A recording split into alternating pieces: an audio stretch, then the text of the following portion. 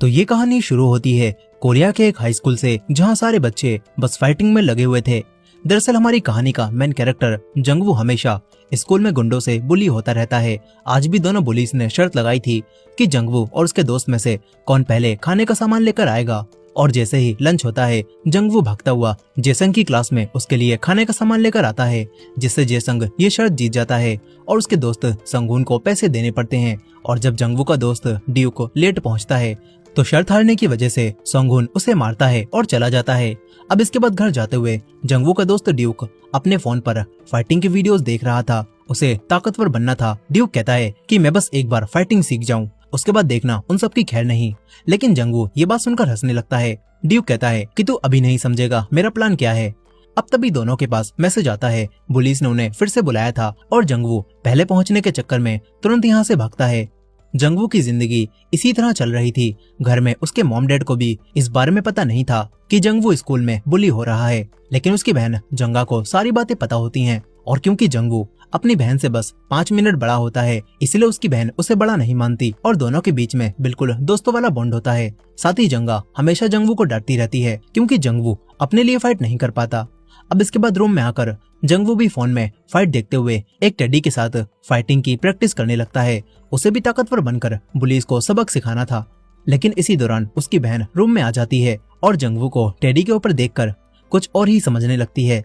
जंगवू उस पर पिलो फेंक कर गुस्सा करता है और नॉक करके आने के लिए कहता है। जंगा भी उस पर चिल्लाती है और कहती है कि अगर तुझे फाइट बैक करना आता ही है तो इस टेडी को मारने के बजाय जाकर उन बुलीज को मार। हमेशा यूं भागने से कुछ भी नहीं होने वाला। ये बोलकर वो चली जाती है। अगले दिन हम 2 गुंडी लड़कियों को देखते हैं जो कि एक मासूम सी नई आई लड़की को धमकाकर उसके सारे पैसे छीन लेती हैं। अब तभी जेसंग और उसके दोस्त यहाँ से गुजरते हैं। वो लोग इन लड़कियों के बॉयफ्रेंड थे, लेकिन अब एक लड़की कहती है कि हमें पता चला है तुम सब कल कुछ दूसरी लड़कियों के साथ पार्टी कर रहे थे। एक लड़का बात संभालते हुए कहता है कि उन बदसूरत लड़कियों को देखकर हमें समझ आ गया है तुम लोग कितनी कूल हो। लेकिन तभी उसके कौनी पड़ती है। इसके बाद ये लोग यहाँ से जाने लगते हैं। फिर ये लोग एक कैरियोके में आते हैं और जेसंग अपने दोनों दोस्तों को गाना गाने के लिए कहता है और कहता है कि जो भी बुरा गाना गाएगा उसे ड्रिंक के पैसे देने पड़ेंगे। लड़कियां भी तैयार हो जाती हैं और तभी एक लड़की इस मैच में कुछ पैसों की बेट लगाती है और ये चीज देखकर जेसंग के दिमाग में पैसे कमाने का एक आइडिया आता है। वो स्कूल में आने के बाद उन सभी कमजोर लड़कों को इकट्ठा करवाता है जिन्हें ये लोग बुली करते थे, और साथ ही स्कूल के अमीर लड़के भी यहाँ पर मौजूद होते हैं। जोंगबिन सबसे कहता है कि हम लोग तुम्हें एक मौका देना चाहते हैं और साथ ही ये बात जानना चाहते हैं कि तुम सब कमजोर लोगों में से सबसे ताकतवर कौन है। इसीलिए अब तुम सभी के बीच में एक स्ट्रीट फाइट कंपटीशन होगा और जो भी सबको हराकर विनर बनेगा हम उसे बुली करना छोड़ देंगे। साथ ही इस कंपटीशन के दौरान दूसरे अमीर बच्चे फाइट के दौरान किसी भी एक प्लेयर पर बेट लगा सकते हैं। तभी संगून की क्लास का एक लड़का कहता है कि क्या हम प्लेयर्स भी बेट लगा सकते हैं। जेसंग हाँ करता है, लेकिन वो संगून से कहता है कि तेरी क्लास के लड़के कुछ ज्यादा ही नहीं बोलते, और सिर्फ सवाल पूछने की वजह से संगून उस लड़के को मारने लगता है। साथ ही ये लोग इन फाइट्स की वीडियो बनाने से भी मना करते हैं। फिर जेसन कहता है कि हम इन गेम्स को करवा रहे हैं ताकि तुम लोग इन पर बेट लगाकर पैसे कमा सको, और गेम 1 महीने तक चलेंगे जो कि जल्दी ही शुरू हो जाएंगे। इसीलिए जाकर इस चीज को सारे बच्चों में फैला दो। इसी दौरान हम मिन नाम की एक लड़की को देखते हैं। उसका ट्रांसफर एक दूसरे स्कूल से यहाँ पर हुआ था। वहीं पर जंगवू जब घर जा रहा था तो तभी जेसंग और उसके दोस्त उसे अपने पास बुलाते हैं। जेसंग जंगवू को धमकी देता है कि मैं पहले राउंड पर अपने सारे पैसे तुझ पर लगाने वाला हूँ, इसीलिए अगर तू हार गया तो मैं तुझे जिंदा नहीं छोड़ूंगा। इसके बाद जब जंगवू घर आता है तो उसे पता चलता है कि उसके अंकल पिछले काफी समय से इसी शहर में रह रहे हैं और उनकी एक मार्शल आर्ट की जिम भी है। ये बात सुनते ही जंगवू मार्शल आर्ट सीखने का फैसला कर लेता है। वो डायरेक्ट अपने अंकल की जिम में जाता है जहाँ पर सिर्फ 3 लोग ही प्रैक्टिस कर रहे थे।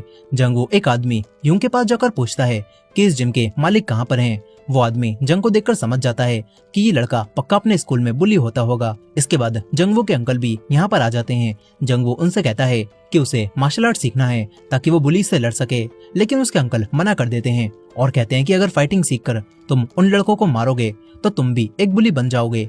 बाहर यूंग भी छुपकर ये सब सुन रहा था। अंदर जंगवू के अंकल उसे मार्शल आर्ट सिखाने से मना कर रहे थे। तभी जंगवू कहता है कि मुझे आज भी वो दिन याद है जब कुछ बुलीस पार्क में आपको मार रहे थे और इसी वजह से तो आपने भी मार्शल आर्ट सीखे थे। लेकिन उसके अंकल कहते हैं कि मेरे पास एक गोल था, जब तुम्हारा माइंड पूरा क्लियर हो और तुम्हें पता हो कि तुम्हें मार्शल आर्ट्स आखिर क्यों सीखना है तो तुम यहाँ पर आ सकते हो। जंगवू जाने लगता है तभी उसके पास जेसंग का मैसेज आता है। जेसंग उसे पार्क में मिलने के लिए बुलाता है जहाँ पर उसका दोस्त ड्यूक भी मौजूद था। जेसंग कहता है कि हम लोग टूर्नामेंट से पहले उसका एक ट्रेलर बनाना चाहते हैं ताकि ज्यादा लोग इस फाइटिंग को देखने आए और पैसे लगाएं।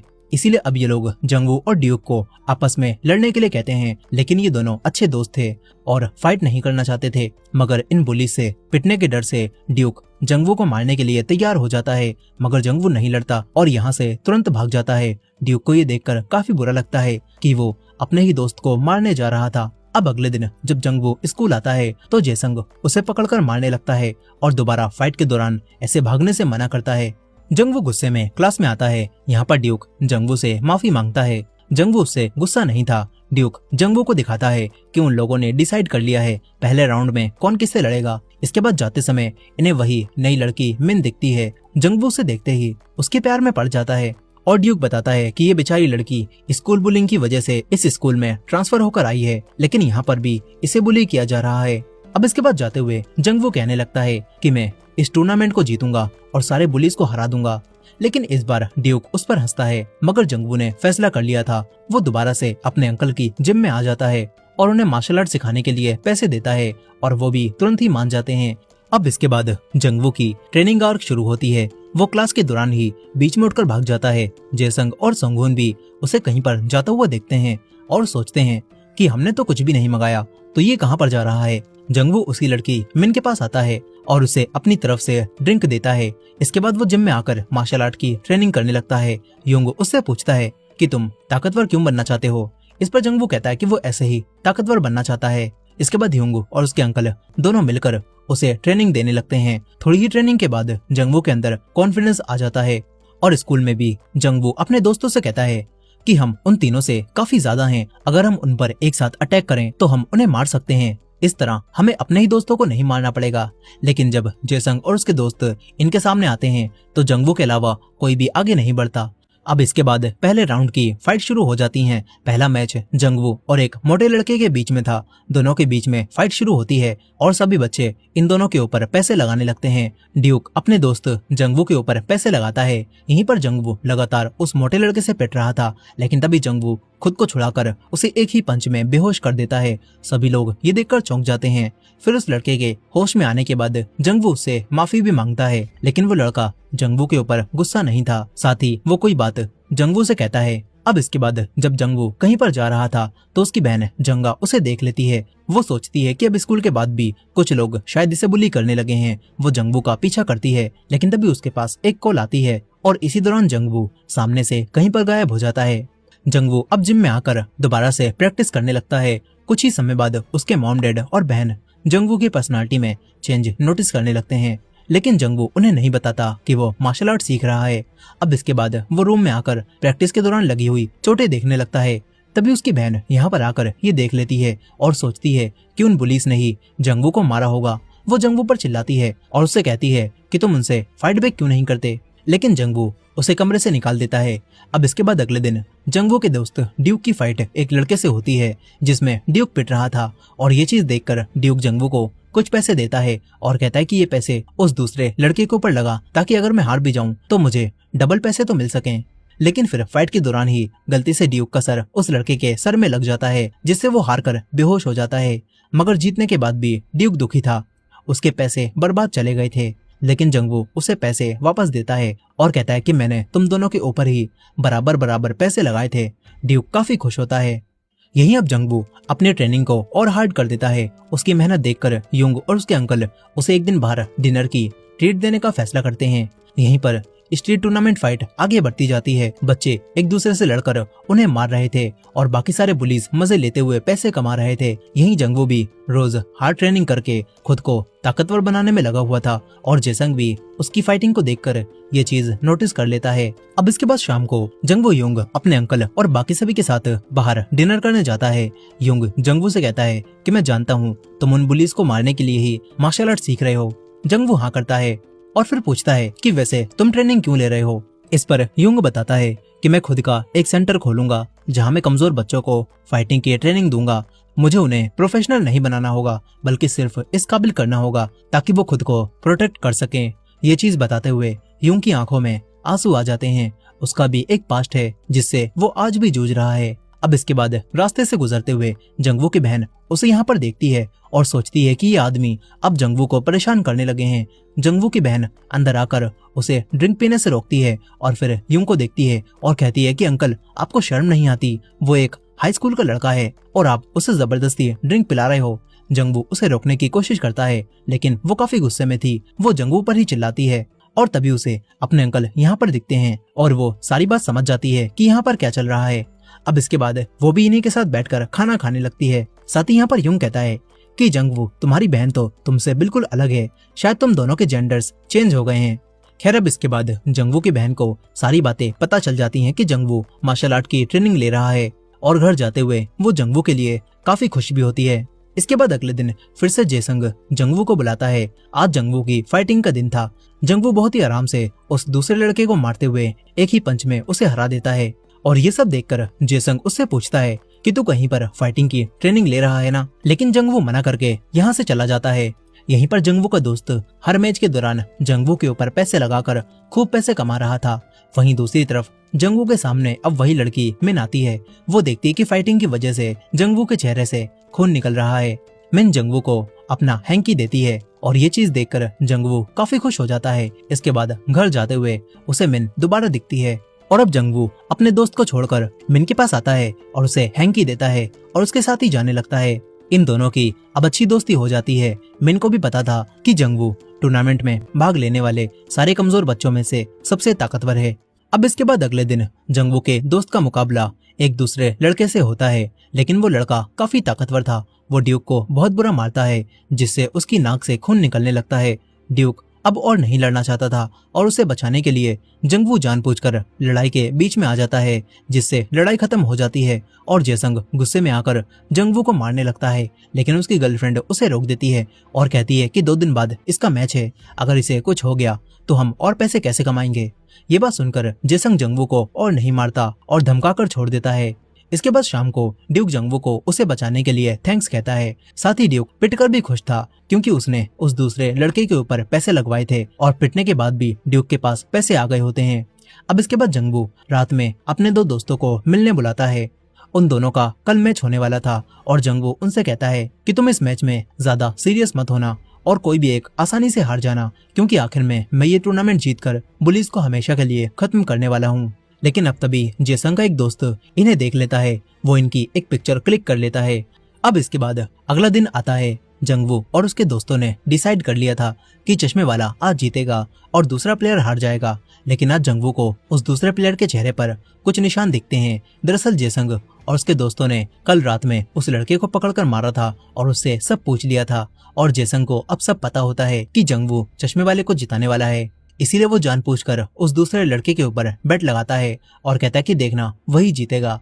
अब इसके बाद फाइट शुरू हो जाती है और क्योंकि उस दूसरे लड़के को जेसंग ने रात में धमकी दी थी कि अगर कल तू हार गया तो मैं तुझे जान से मार दूंगा, इसीलिए अब वो लड़का फाइट में बहुत सीरियस होकर लड़ता है और जब वो हारने लगता है तो वो एक ईंट उठाकर उस चश्मे वाले के मार देता है। लेकिन ये चीज देखकर सभी लोग हैरान रह जाते हैं। उन्होंने फाइट में कुछ भी ऐसा एक्सपेक्ट नहीं किया था। सभी लोग यहाँ से चले जाते हैं। फिर कुछ समय बाद टीचर चश्मे वाले के दोस्तों और दूसरे लड़कों को यहाँ बुलाकर पूछते हैं कि आखिर उनके बीच में फाइट क्यों हुई। वो दोनों तो काफी अच्छे दोस्त थे ना, लेकिन ये लोग मना कर देते हैं कि इन्हें कुछ भी नहीं पता। वहीं दूसरी तरफ जेसंग और उसके दोस्त भी परेशान थे कि कहीं ये लोग भी ना पकड़े जाएं। लेकिन जेसंग सबसे कहता है कि चिंता मत करो, कुछ भी नहीं होगा। अब इसके बाद एक आदमी उसी ईंट मारने वाले लड़के के घर जाकर उसके पेरेंट्स से कहता है कि बेहतर यही रहेगा कि आपका लड़का स्कूल ट्रांसफर कर ले, और वो लोग भी मान जाते हैं। वहीं जंगवू अब किसी वजह से जिमाना बंद कर देता है। वो पुलिस के सामने हार मानने लगा था और इसी वजह से मिन भी उससे नाराज हो जाती है। यहीं पर ड्यूक उसके पास आकर उसे बताता है कि हमारे दोस्त को जबरदस्ती दूसरे स्कूल में भेजा जा रहा है, लेकिन जंगवू अब कुछ भी नहीं कर सकता था। अब तभी जेसंग यहाँ आकर उसे एक जगह पर आने के लिए कहता है। जंगवू जब वहाँ जाता है तो जेसंग उसे अगले मैच की डिटेल्स देता है। जंगवू कहता है कि अब तो इसे बंद कर दो, हमारा एक दोस्त अब हॉस्पिटल में है। लेकिन जेसंग जंगवू को ही मारता है और कहता है कि ये सब तेरी वजह से हुआ है, तूने ही चालाकी दिखाने की कोशिश की थी और इस बार कुछ भी करने की कोशिश मत करियो। जंगवू अब कुछ भी नहीं कहता, वो भी हार मानने लगा था। साथ ही कई दिनों तक वो जिम भी नहीं जाता। तभी उसके अंकल उसे देख लेते हैं। वो जंगवू से बात करते हैं और कहते हैं कि भूलना मत तुमने किस वजह से ये मार्शल आर्ट की ट्रेनिंग लेना शुरू की थी। यहीं पर जंगवू की जगह अब उसकी बहन जिम में जाकर फाइटिंग की प्रैक्टिस करने लगती है। उसे काफी मजा आ रहा था। तभी इन्हें पता चलता है कि जंगवू यहाँ कर चला गया। ये लोग तुरंत ही उसके पीछे जाते हैं और उससे बात करते हैं। युंग जंगवू से अकेले में बात करता है और उसे एक जगह लेकर जाने लगता है। युंग जंगवू को बताता है कि उसका भी एक बेटा था जो कि स्कूल में बुली होता था, लेकिन तभी युंग ने इन सारी चीजों पर ध्यान नहीं दिया और आखिरकार उसके बेटे से जब ये सब नहीं सहा गया तो वो बिल्डिंग से नीचे कूद गया, जिससे वो आज भी हॉस्पिटल में एडमिट है। जंगवू को युंग की स्टोरी सुनकर काफी बुरा लगता है। इसके बाद जब वो घर जा रहा था तो देखता है कि जेसंग के साथ रहने वाली वही गुंडी लड़कियां अब उसकी बहन जंगा को बुली कर रही हैं। लेकिन जंगवू की बहन उसकी तरह चुपचाप नहीं खड़ी रहती, बल्कि वो बराबर से उन लड़कियों को मारने लगती है। तभी जंगवू आकर इन्हें रोकता है। वो किसी तरह से अपनी बहन को बचा लेता है, लेकिन उसकी बहन अब भी कह रही होती है कि अगर तू नहीं आता ना तो मैं उन्हें बहुत बुरा मारती। जंगवू भी अब सोचने लगता है कि अब उसे भी इस तरह बुली से और नहीं डरना चाहिए। वो दोबारा से जिम जाना शुरू कर देता है और ट्रेनिंग करने लगता है। यहीं अब युंग भी जंगवू को फाइटिंग में एक नई टेक्निक सिखाता है, जिससे जंगवू किसी को भी आसानी से हरा सकता है। इधर दूसरी तरफ जेसंग और उसके दोस्त सोचते हैं कि ये लोग अब स्कूल में फाइट नहीं कर सकते, इसीलिए ये लोग पार्क में फाइटिंग करने का फैसला करते हैं। जेसंग स्कूल में जाकर जंगवू को सब बताता है और पार्क में आने के लिए कहता है। यहीं जेसंग के जाने के बाद जंगवू देखता है कि वही लड़कियां मिन को अपनी प्लेट्स साफ करने के लिए दे गई हैं। जंगवू अब मिन की मदद करता है और खुद उन प्लेट्स को साफ कर देता है। मिन ये देखकर जंगवू से कहती है कि वीकेंड पर कहीं घूमने चलें क्या, और जंगवू भी तुरंत ही हाँ कर देता है। यहीं अब क्योंकि सारे बच्चे पार्क में मैच देखने नहीं आ सकते थे, इसीलिए ये लोग इस फाइट को लाइव दिखाने का फैसला करते हैं। इसके बाद आखिरी बचे हुए कुछ प्लेयर्स पार्क में पहुंच जाते हैं। फिर दो लड़कों के बीच में फाइट शुरू हो जाती है। जेसंग का एक दोस्त इस फाइट को लाइव दिखा रहा था। यहाँ पर ये लोग इस बार फाइट में नुनचाकू का भी इस्तेमाल करते हैं, जिससे फाइट और आसान हो जाती है। और फिर जीतने वाला लड़का जंगवू से फाइट करता है, लेकिन जंगवू के सामने वो कुछ भी नहीं था। जंगवू भी उससे सीरियस होकर नहीं लड़ता और वो लड़का भी थोड़ा ही पिटने के बाद आसानी से हार मान लेता है। ये सब देखकर जेसंग कहता है कि अब तू फाइनल मैच लड़ेगा। अब इसके बाद जब जंगवू जिम में प्रैक्टिस कर रहा था तो तभी युंग कहता है कि चलो वीकेंड पर एक जगह चलते हैं, लेकिन जंगवू मना कर देता है क्योंकि उसे मिन के साथ जाना था। लेकिन जब वो मिन के साथ घूमने जाता है तो इन्हें कोई जगह ही नहीं मिलती, इसीलिए जंगवू युंग को कॉल करता है और युंग इन दोनों को अपना रिजॉर्ट दिखाता है। ये दोनों रिजॉर्ट में कई बार घूमने आते हैं और इसी दौरान जंगवू हार्ड ट्रेनिंग भी करता है क्योंकि अब फाइनल मैच होना था। वहीं दूसरी तरफ जेसंग के दोस्त उसे बताते हैं कि फाइनल मैच को दूसरे स्कूल के बच्चे भी देखने आने वाले हैं और वो लोग भी इसमें पैसे लगाएंगे। लेकिन जेसंग सोच रहा था कि हमें फाइनल मैच कहां पर करना चाहिए, क्योंकि आखिरी बार जब पार्क में इन्होंने फाइट की थी तो किसी ने पुलिस में रिपोर्ट कर दी थी और अब पुलिस पार्क के आसपास घूम रही है। अब तभी जंगवू इनके पास कॉल करता है। जंगवू इन्हें युंग का रिजॉर्ट दिखाता है और यहीं पर ये लोग फाइनल मैच खेलते हैं, जिसमें जंगवू आराम से जीत जाता है। लेकिन इसके बाद जंगवू जेसंग को चैलेंज करता है और कहता है कि तुम पूरे स्कूल में सबसे ताकतवर हो और मैंने इस टूर्नामेंट को जीतकर ये साबित कर दिया है कि मैं इन सब में सबसे ताकतवर हूँ। इसीलिए देखते हैं कि हम दोनों में से कौन ज्यादा ताकतवर है। ये सारी बातें सुनकर जेसंग भी फाइट के लिए तैयार हो जाता है। यहीं पर जंगवू को अपने ऊपर पूरा भरोसा था, क्योंकि सबसे पहले जिस मोटे लड़के को जंगवू ने मारा था उसने जंगवू से कहा था कि तुम्हारे पंच तो उस लड़के जेसंग से भी काफी भारी थे, तुम उससे ज्यादा ताकतवर हो। इसके बाद जेसंग और जंगवू के बीच में फाइट शुरू हो जाती है। यहीं पर दो लड़के भी इसी रिजॉर्ट में आ रहे थे। इधर जेसंग और जंगवू के बीच में शुरुआत में टक्कर की फाइट होती है। जंगवू और जेसंग दोनों ही एक दूसरे को मार रहे थे। यहीं पर जंगवू युंग की सिखाई हुई टेक्निक्स का भी इस्तेमाल करता है और जब जेसंग पिटने लगता है तो ये देखकर जेसंग के दोनों दोस्त लड़ाई में कूदने वाले थे, लेकिन तभी जंगवू के दोस्त यहाँ पर आ जाते हैं और ये सभी अब इन बुली से नहीं डरते और इन्हें रोक देते हैं। यहीं जंगवू दोबारा से जेसंग को मारने लगता है और फाइनली उसे हरा देता है, लेकिन जंगवू काफी गुस्से में था, वो नहीं रुकता और तभी युंग यहाँ पर आकर उसे रोक देता है। इस तरह जंगवू स्कूल के सारे बुलीज को हरा देता है और फिर ये बुलीज कमजोर बच्चों को बुली करना छोड़ देते हैं। साथ ही बाकी बच्चे भी जंगवू के अंकल की जिम में युंग से ट्रेनिंग लेने लगते हैं। वहीं पर वो गुंडी लड़कियां भी जब दोबारा मिन को बुली करने की कोशिश करती हैं तो इस पर मिन अब उन पर हंसती है और कहती है कि तुम्हें लग रहा होगा कि बुलीज की वजह से मैंने स्कूल बदला है, लेकिन हकीकत में मिन ने अपने पुराने स्कूल में बुली करने वाली लड़कियों को बहुत बुरा मारा था, जिस वजह से उसे स्कूल से निकाल दिया गया और अब मिन इन लड़कियों से भी नहीं डरती। और इसी एंडिंग के साथ ये कहानी यहाँ पर खत्म हो जाती है। दोस्तों आपको ये मूवी कैसी लगी कमेंट करके जरूर बताइएगा, और ये वीडियो पसंद आई हो तो वीडियो को लाइक करके हमारे चैनल को भी सब्सक्राइब कर लीजिएगा। मिलते हैं नेक्स्ट वीडियो में।